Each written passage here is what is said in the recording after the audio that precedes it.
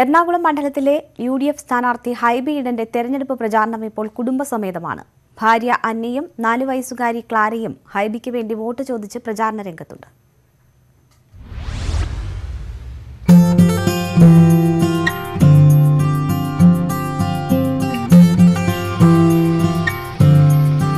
Clara അന്നയ്ക്ക് തന്റെ പ്രിയപ്പെട്ട dada Hibi ഈഡനെ കണ്ടുകിട്ടാൻ അല്ലെങ്കിലേ പാടാണ്.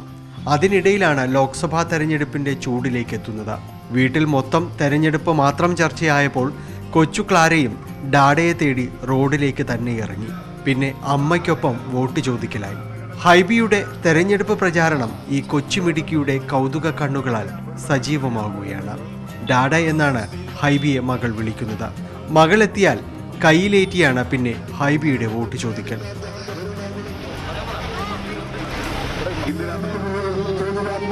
ഇയാള് കുറച്ച് നാളായിട്ട് ഈ ഹോളിഡേ ഒക്കെ ആയിട്ട് ഇങ്ങനെ അപ്സെറ്റ് ആയിട്ട് ഇരിക്കുകയാണ്.